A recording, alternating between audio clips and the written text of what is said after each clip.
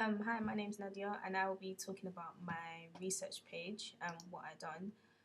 Basically, for research, I had to just do some work about the music genre that I decided to focus on, which was like hip hop, R&B, and I had to focus on the different aspects that magazines that are already within that genre, like what they included. So the first task was the recreation task, which is basically when we had to choose a magazine and we had to recreate it onto a flat image ourselves.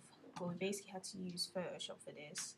And seeing as it was my first time using Photoshop in a proper sort of depth level, I found it quite easy to do because it was just putting text from the normal page onto the like image that they already gave us. So yeah, it was straightforward. But some parts I actually did find a bit difficult because, for example, with my one, there was some writing that was sideways on the page, so I had to like explore and had to find out how to use the free transformation tool, which I figured out sooner or later.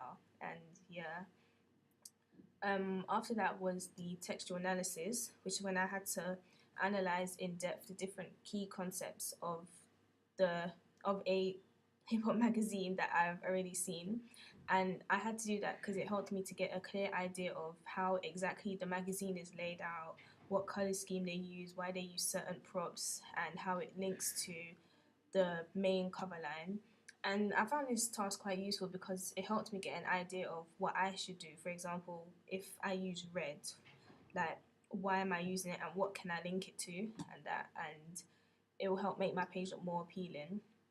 So I had to comment on denotation, which is basically what you see, the different aspects of Ms. Unseen here, like the costume, lighting, props, and MVC that they're doing on the front page, and also done double page as well. And I also had to do typography, meaning why they decided to do the masthead in that way and how it looks bold and appealing.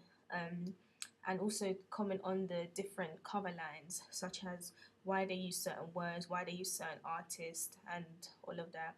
And I also had to comment on the target audience, meaning that based off what you can see and what type of magazine it is, what target audience would it appeal to, and like what type of age group or gender would read it more and why. So yeah, I've done this for two front pages and two double pages, and I did find this task after I'd done it quite. I found it quite visually effective because it helped me to see the different aspects, and it made me see for myself in more depth why they done certain things, and it helped me to decide where I should position most of my things as well.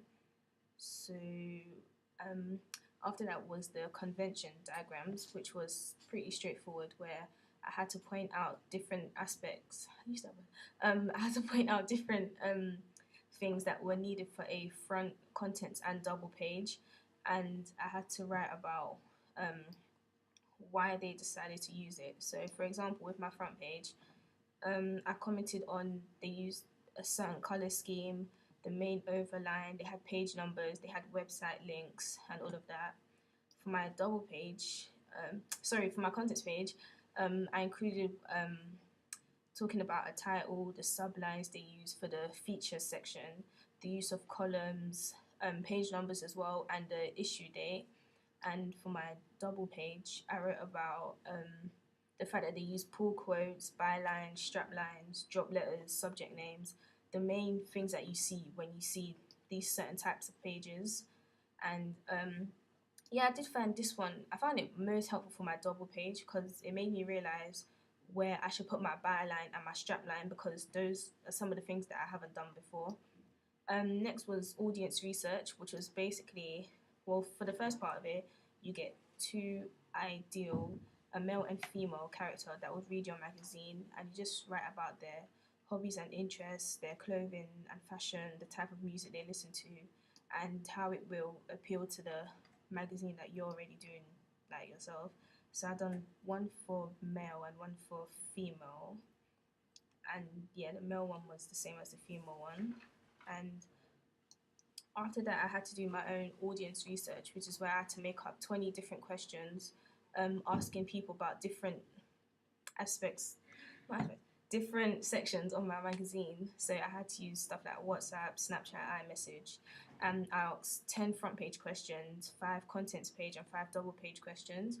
And they were all quite different, such as what should the masthead font be, the color scheme, would you prefer a barcode, how many features should I have, how many columns, and also some other specific ones, such as should my double page spread be an article or an interview, or what should the page layout look like. Um, and I was able to get like 20 different results, and they were all quite different. But at the end, I was able to interpret all of them in different ways and sort of make them appeal to my magazine. And I took some of the opinions into consideration, and some of them I had to adjust because of my final layouts and that. And the last task was a mood board, which is when I used Photoshop to express what different type of things that would be on my magazine and how it would appeal to my music genre. So I've got different artists on there. I've got social media. I've got fashion things, um, and like different music stuff and all of that. And I done a mix between like UK things and American things as well, because um, both countries sort of will be on my magazine, so it's more appealing to a wider audience. And yeah, the mood board did help me because it was more visually appealing for me to see what it also helped me to see what I could write about in my features and my regulars, because some of the things that I've included here I could also write about on my contents page or sort of on my double page article as well. And yeah, that was it really. And that's all of my research.